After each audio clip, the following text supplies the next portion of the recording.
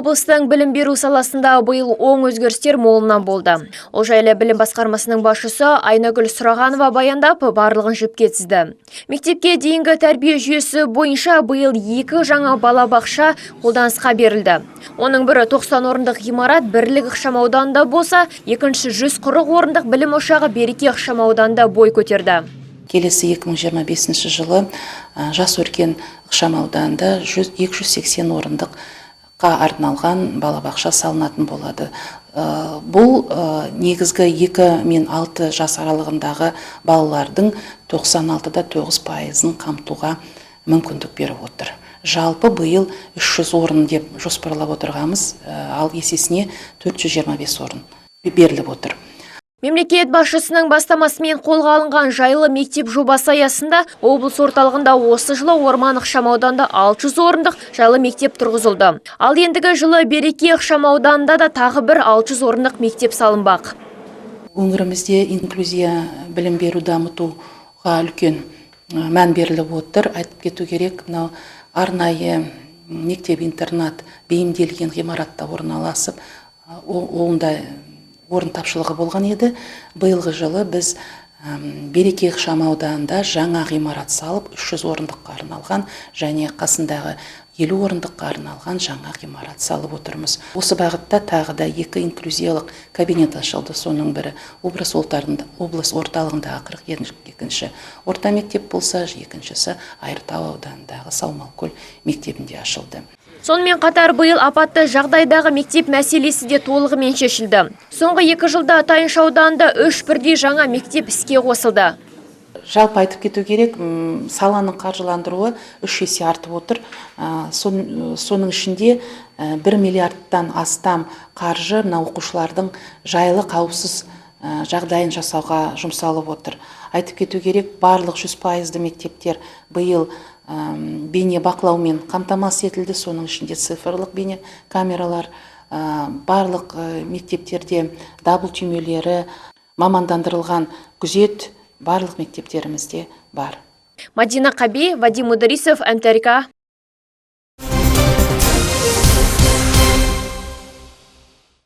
Ұлы жылы солтүстік қазақстандық спортшылардың уысына түрлі санаттағы жүлде түсті.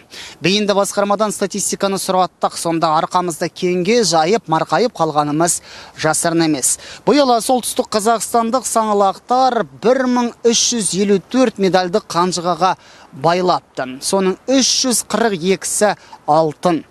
Ағымдағы жылдың қорытынды шығарылымында тақым қыстырған баршамыздың бөркімізді аспанға атқызған кейбір спортшылармен сұхбаттасуды жөн көрдік. Ұлы жылы тарихи жетістікке жеткен солтүстік қазақстандық спортшының бірі Сәния Әскер. 5 асықшы бұрымды ағымдағы жылдың күзінде Астанада өткен 5-ші дүниежүзілік көшпенділер ойындарында топ жарды. Дүбірлі дода арқылы көпшілікке танылған жерлесіміз ауылдың қырында көбелек қуған қыз. Аядайғаны алқағаштан шыққан ару келесі жылы да зор жетістікке жеткісі келеді. Шалақын ауданы бойынша Алқағаш ауылында бізде ең алғаш рет басталды осы асық ойыны. 2017 жылы. Міне содан бастап көптеген қыздар шықты. Ең алғашқы рет біздер бастадық. Осы жылдағы мақсатым осы 5-ші дүниежүзілік көшпенділер ойындары болатын. Өз мақсатыма жеттім. Халықаралық дәрежедегі спорт шебері нормативін орындадым. Енді алдағы жылға мақсатым ересектер арасындағы жарысқа ең алғашқы рет қадам басам.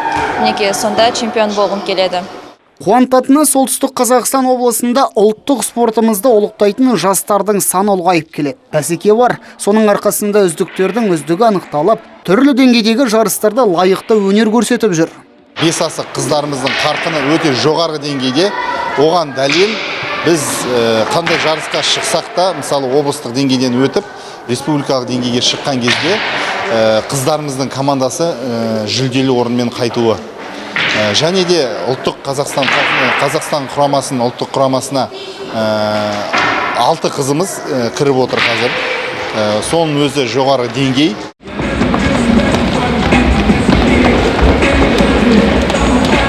Ал мына алақандай ғана залда бокстан Азия чемпионы жаттығады. Бұл жетістікке Наталья Богданова жақында ғана жетті. Күллі елге танылған қарапайым әрі еңбекқор қыздың соққысы ауыр, техникасы тамаша. Шаршалаңнан тыс жерде үнемі күлімсіреп жүретін жерлесіміздің арманы Олимпиада алтынын туған жерге келу.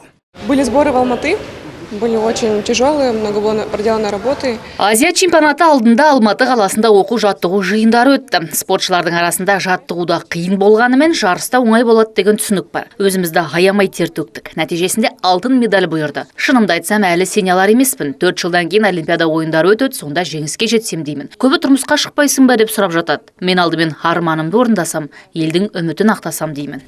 Жанна жыл, құты болсын. Отбасылық, бақыт береке, саулық алкесен.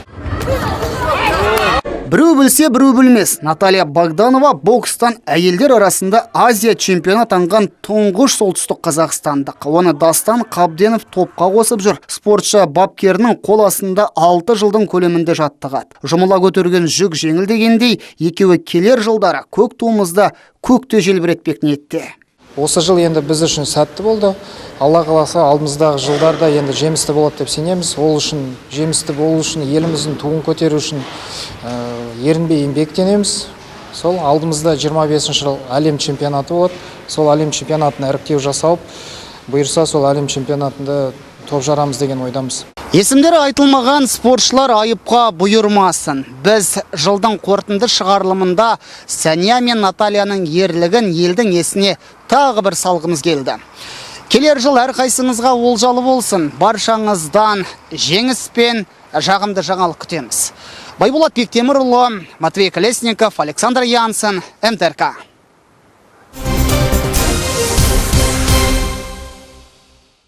Бұл Мағжан Жұмабаев ауданына қарасты Қарақоға ауылының дәрігерлік амбулаториясы. Аталған мекемеде өткен аптада ғана мамандығының үздігі республикалық байқауының үздік ауыл дәрігері номинациясында жеңімпаз атанған Сүлейман Ғандалиев есімді педиатр жұмыс істейді. Ақ халатты Абзалжан 37 жыл бойы өзі туып өскен ауданда басы ауырып балтыры сыздаған жерлестеріне қызмет етеді. Ол ондаған жылдар бойы өзін білікті, әрі мейірімді маман ретінде көрсетті. Талай адамның өмірін құтқарған. Тұрғындар оны кәсібилігі мен пациентке деген қамқорлық үшін жоғары бағалайды. Министр здравоохранения вручала. Маған награданы Қазақстан Республикасының денсаулық сақтау министрінің өзі табыстады. Мен үшін бұл күтпеген жаңалық болды. Себебі республика бойынша үздік атанам деп ойламадым. Өз міндеттерімді бұлжытпай орындап келем. Ауылдық округтегі әр тұрғынға сапалы медициналық көмек көрсетуге тырысам. Негізі педиатрия мамандығы бойынша Қарағанды қаласында оқу оқыдым. Сүлейман Кәрімұлы жаңа жыл мерекесін отбасымен бірге қарсы алса да, дәл сол күні маманға артылатын жүк жеңіл емес. Ол мереке кезінде медициналық көмекке мұқтаж жандарға қол ұшын береді. Тіпті желтоқсанның 31-нен 1 қаңтарға ауысқан түні толғағы қысқан ауыл тұрғынын босандырып алған. Сол сәт әлі есімнен кетпейді дейді дәрігер. Это было в 90-е годы. Оқиға 90-шы жылдар болды. Жаңа жылда қарсы алып болғаннан кейін маған ауыл тұрғыны хабарласып жағдайды баяндайды. Бірден гинеколог дәрігермен бірге нәзік жандының үйіне барамыз. Ешқандай қобалжуға жол бермей, әйелді аман сау босандырып аламыз. Содан соң оны аудандық ауруханаға жеткіземіз. Бұл өмірімдегі ешқашан естен кетпейтін жайттардың бірі. Қарақоға ауылында 1,5 мыңға жуық адам тұрады. Олардың әрқайсысы аудан, облыс орталығына бармай, Сүлейман Ғандалиевке келіп емделгенді жөн көреді. У детей вот моих, допустим, наблюдается с самого рождения. Менің егіз балаларым бар. Сүлейман Ғандалиев оларды туылғаннан бастап емдейді. Негізі балалар дәрігерден қорқады ғой, ал менің ұлдарым Сүлейман ағадан ешқашан қорыққан емес. Себебі педиатрдың кішкентай ұл қыздарға арналған өз тәсілі бар. Олар қашан дұрыс диагноз қояды. Түннің бір уағында шақырсақ та көп күттірмей келеді. Ешқашан ренжіген емес. Антына адал азамат деп осы кісіні айтар едім. Үздік маманмен тілдесу соңында неге осы саланы таңдағанын сұраған едік. Ол кішкентай кезінде көп ауырғанын, сол себепті дәрігер болғысы келетінін айтты. Нұрасыл Ержанұлы, Олег Касинов, МТРК. Сиқырлы жаңа жылға саусақ пен санарлық күн қалды. Қазір қаланың дүкеніне кіре қалсаңыз, жұртшылықтың барлығы сыйлық іздеп жүр. Олар ата-аналарына, әже апаларына, балаларына бір базарлық алғылары келеді. Бұл ретте қауіпсіздікті естен шығармау қажет. Дүкенде сыйлықтың түр-түрі бар. Қалтадағы немесе картадағы ақшаңа қарай базарлықтың үлкенінде кішісінде аласың. Соңғы уақытта Дубай шоколады, кәріс жүзімі дегендер жаппай сатылуда. Бұған солтүстік қазақстандық санитарлық дәрігерлер үзілді-кесілді қарсы. Маленькая плитка. Дубай шоколады делінген өнімнің қаптамасы бар еді. Соны осы жерге әкелгенме өкініп отырмын. Алақандай ғана тауар 20 000 теңге тұрады. Сыртында өндіруші компанияның атауы, шығарылған күні, жарамдылық мерзімі сынды деректер мүлде жоқ. Кәрі жүзімі жайлы айтсақ, біз оны да бірден тексердік. Құрамынан қауіпті заттар табылмады, дегенмен ерекше дүниеде анықталмады. Өзім елден қалмау керек деген түсінікке көз жұма қарайтын күн жетті деп ойлаймын. Татьяна Горлованың айтпағы, жел арқылы танымал болған тауарларға көз жұму арқылы ақшаны үнемдеуге әрі уланып қалмауға болады. Қаңтар мен қараша аралығындағы статистикаға тоқталсақ, өңірімізде уланудың 434 фактісі тіркелген. Алкоголь, зиянды өсімдіктер, дәрілер, есірткілік заттар мен саңырауқұлақ. Жерлестеріміз осылардың кесірінен дәрігерлердің есігін қағыпты. Грибами в этом году отравилось 12 человек. Биыл саңырауқұлақтан 12 адам уланды. Жаңа жыл мерекесі қарсаңында аталған өнімді алатындар бар. Оларды базардың, дүкеннің маңына бармауға шақырамын. Жабық үлгідегі сауда орындарын аралау қажет. 3 тұлға улы өсімдікті тұтынған, олар өз-өздерін емдеп көріпті. Бұған тыйым салынған. Тамақты дұрыс дайындай білгенде жөн. Қазанға немесе табаға салынғанды дұрыс қуырсақ, пісірсек, бойындағы қауіпті дүниелер жойылады. Сосын салатты ұзақ сақтауға болмайды. Ни в коем случае нельзя смешивать свежеприготовленную пищу с остатками от предыдущего дня. Артылып қалған тағамды енді дайындалғанмен араластырмау керек. Жабық күйдегі салатты 12 сағаттың ішінде жеу қажет. Ал құрамында майонезі бары 6 сағаттан кейін бүлінеді. Сосын пышаққа өнімдер туралатын тақтайшаға назар аударған жөн. Олардың тазалығы маңызды рөл атқарады. Дүниежүзілік денсаулық сақтау ұйымы бекіткен 5 қағида бар. Сонда сапалы суды тұтыну қажеттігі жайлы айтылады. Сонымен қатар балаларға тәттілер толы базарлық тарту етіледі. Санитарлық дәрігер егер мұндай сыйлық әзірлесеңіз, кәмпиттерді сатып алып, салу қажеттігін айтады. Себебі дорбадағы өнім ұзақ тұрып қалуы мүмкін. Байболат Бектемірлан, Вайым Ыдырисов, МТРК.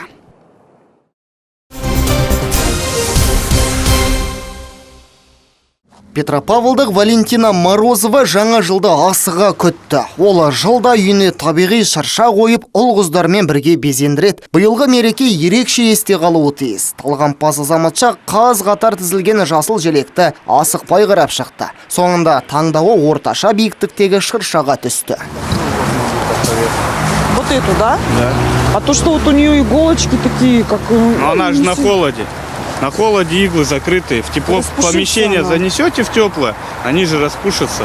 Шырша сатқанда, шырпы жаққандай меңгерген жігіттер мереке нышанын лезде орап берді. Өздерінің жомарт екендерінде дәлелдеді. Олардың бірі иісі мұрын жаратын жасыл желекті көлікке дейін жеткізді. Ал Валентина Морозова қуанышты. Екезуі екі құлағына жеткен жерлесіміз темір тұлпарын оталдырып, үйіне қарай бағыт алды.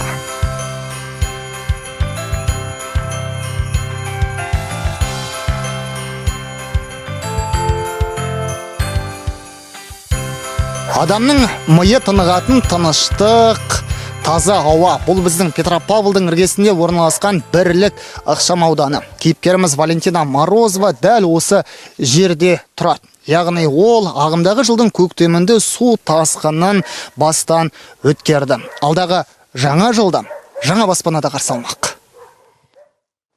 Мұндағы үйлер ертегідегі үйлерге ұқсайды. Барлығы бірдей сәнді, түнде тіпті әдемі көрінеді. Здравствуйте. Здравствуйте. Ой, спасибо, сладости. Күндіз сатып алған шыршаны Валентина Морозова орнатып безендіріп те қойыпты. Қазір қыз екеуі кейбір тұсын реттеп жатыр. Ал жылы жерге кіргізілген жасыл желек ашылған, ерекше сәнді. Домой привезли. Ну, конечно, изначально она была не настолько пушистая. Сейчас она распушилась. И я считаю, что у нас очень красивая елочка. Нәзік жанды мереке алдындағы қар балас арқылы өзекті өрттеген өкініш отын сәлде болсын сөндіргісі келеді. Биылғы көктемде отбасының Бұлғары зауытында 20 жылдан астам тұрған үйлері тасқынның астында қалды. Әр бұрышы естелікке толы баспана, жиған дүние мүлік, көздері жасқа толған көршілер және шарасыздық. Мұның барлығы ауыр соққы болып тиді. В 2017 году был паводок, как бы нас не задевало. 2017 жылы да су келді, алайда біздің үйге кірмеді. Бастапқыда биылғы тасқын тұтас елге қиындық әкеледі деп ойламадық, мүлде қорықпадық. Дегенмен ескертуге байланысты дайындалдық, заттарымызды әзірлеп қойдық. Бір күні таңда оятты, үлкен көлемде су келе жатқанын айтты. Апыл-ғұпыл қауіпсіз жерге көштік. Артымызда балаларым өскен үй қала берді. Тасқын кезінде Морозовтар отбасы өзге жерлестеріміз сияқты студенттік жатақханада тұрды. Сүйінші хабар күтті. Алайда су жолындағының барлығын басты. Валентинаның ұялы телефонында көктемде түсірілген суреттер мен видеолар бар. Азаматша оларды қарауға батыл жетпейді екен. Көкпешікке Бірлік ықшамауданында зардап шеккендерге арналған үйлердің құрылысы басталды. Мұндағы баспаналардың бірі біздің кейіпкерімізге бұйырды. Взяли с собой максимально, что смогли. Бізге үйлердің жоспарын көрсетті, өзіме осы баспана бірден ұнады. Заманауи үлгіде салынған 2 жатын бөлмесі бар, ас үй мен зал біріктірілген. Осында үйді армандадым, арманым орындалды. Бізге жағдай жасаған билікке алғысым шексіз. Жаңа ауданға үйреніп қалдық. Тыныштық, ауа таза. Бұдан артық не керек?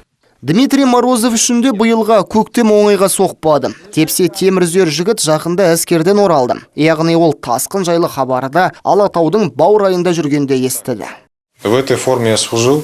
Осы формамен әскери борышымды өтедім. Ұлттық ұланға қарасты Алматы қаласындағы 55-71 бөлімде болдым. Өзіме ұнат. Тек көктемде жеткен хабар еңсемді түсірт. Үйімізді, әжемнің үйін су басқан екен. Жақындарыма көмектесе алмайтыным күйіндірді. Петропавлға оралар алдында отбасым жаңа баспанаға кірді. Жәрдем берген жандарға алғыс айтам. Жақында Былғары зауытында болдым. Ескі үйдің орны да қалмапты. Тек бала күннен бар қайынды көріп, күрсініп алдым. Әдетте адамдар жаңа жыл алдында тілек тілейді. Біреу көлік алғысы келеді, енді біреу пәтерді армандайды. Ал Морозовтар жанұясы мүлде басқаны қалайды. Обычно же не говорят, что там какое желание загадало, нельзя говорить. Поэтому главное, чтобы все близкие были рядом, здоровы. Это самое главное, чтобы вот этих бед больше не случилось. Не только у нашей семьи, а всех наших казахстанцев. Байболат Бектемірұлы, Александр Янсен, МТРК.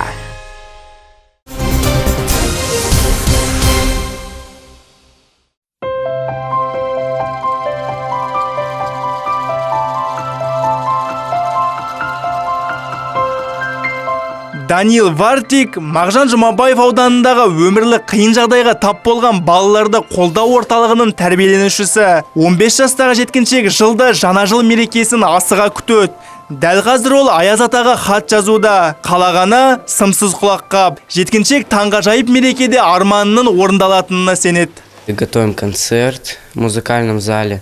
Жыл сайын шырша безендіріп мерекелік кеш өткіземіз. Әзірлеген тақпақтарымызды айтамыз. Ал түнгі 12-ден кейін далаға шығып бәріміз от шашу тамашалаймыз. Аяз атаның сыйлықтарын күтеміз. Аяз ата жыл сайын қалаған сыйлығымызда келіп береді. Мәселен, былтыр электронды сағат берді. Жыл сайын осы мерекеде арманым орындалады. Сондықтан мен оны асыға күтем. Орталықтағы ұл қыздар шеттерінен талантты. Олар сурет салады, өлең шығарады, ән айтады. Араларында аудандық, облыстық байқауларда жеңімпаз атанғандар да бар. Балақайлар жаңа жылға ерекше концерттік бағдарлама дайындаған. Он пришел волшебный главный, он хороший, самый славный, в шубе красной и седой, с длинной бородой. Дед Мороз его зовут, целый год его все ждут. Әр баланың тілін тауып, анада, әкеде болып жүрген тәрбиешілер. Меруерт Расқұлованы мекемеде жұмыс істеп келе жатқанына 10 жылдан асқан. Мейірімді жан бізбен тілдесу барысында ұл қыздарды бөліп жармайтынын, әр қайсысын өз баласындай көретінін жеткізді. 11 бала мектепке дейінгі тәрбие алады. Сол балалармен біздің тәрбиешілер жұмыс істейді. Ортаңғы ересек топ балалары бар, мектепке дейінгі топ бар. 3 топқа бөлінеді балалар. Ал қалған 48 баламыз мектепке барады. Мектепте оқиды. Бізге әртүрлі балалар келеді орталыққа. Олармен бірінші кезеңде қиынырақ болады жұмыс істеу. Өйткені әртүрлі салада өскен балалар. Бірақ бізге келгеннен кейін балалармен достасып, мінездері кішкене басылады. үйренеді біздің балаларға. Сосын бір отбасыдай тату тұра береді. Қазіргі таңда өмірлік қиын жағдайға тап болған балаларды қолдау орталығында 61 бала тәрбиеленіп жатыр. Олардың тағдыры әртүрлі. Бірі жақындарынан айырылса, енді бірі әке-шеше қарауынсыз қалған. Дегенмен, мұнда жеткіншектерге бар жағдай жасалған. Не ішем, не жейм демейді. Тіпті кейбір мейірімді жандардың арқасында Астана, Алматы қалаларына барып қыдырады екен. Болашақта мекемедегі әр бала еліміздің дамуына зор үлесін қосады дегенге сенім мол. Нұрасыл Ержанұлы, Шернияз Иманов, МТРК.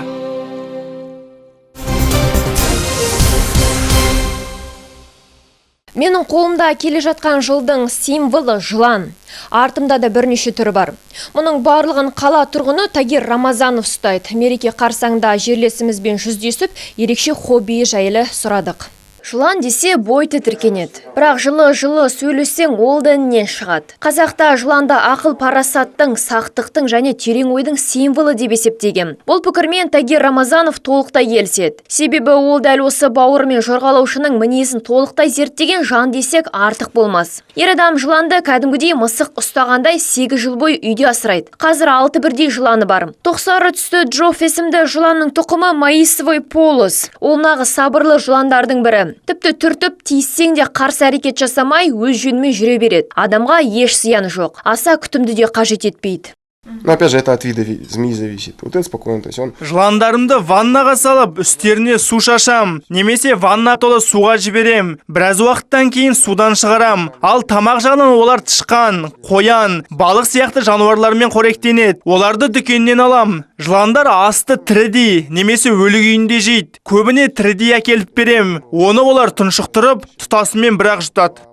Бауырымен жорғалаушының тамақ қорыту өте баяу жүреді. Тіпті айына 1-2 рет қоректендірсе, сол да жетіп жатыр. Жыландар да кейбір жануарлар сияқты түлейді. Нақтырақ айтсақ, ескірген терісі өздігінен сыпырылып түседі. Бұл жағдай айына немесе жылына 1 рет болады екен. Мысалы, Джофф терісін айына 1 рет ауыстырады. Линяют, вот этот Маисовый полос, он стабильно раз в месяц линяет. Жыландарының кейбірі жылына 1 рет түлейді. Бірақ бұл процесс 1 аптаға созылуы мүмкін. Кейде түйіндеп тұрған терісін өзімде ала берем. Оның жыланға еш зияны жоқ. Жыланның мінезі тұқымына қарай түрленеді. Мәселен, ең астында жатқаны орнынан қозғала алмайды, тиіскенді де ұнатпайды. Сондай жалқау келген. Ал кейбіреуі агрессивті мінез танытады. Әйтеуір, мендегілердің ешқайсысында уы жоқ.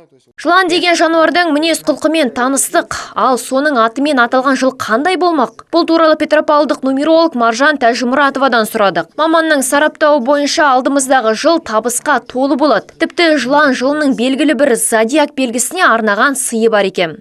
Ол шаян, сары шаян, тау ешкі және де балықтарға өте табысты, өте ашық жыл болады. Өткені бұл белгілердің өздерінің жыланмен ұқсас сипаттамалары бар. Сондықтан жылан жылы оларға көмектесіп тұрады. Ашылуына, дамуына, әсіресе кәсіп ашу, жаңа жолдарды бағыттау, сол бағытта көмектеседі жылан жылы.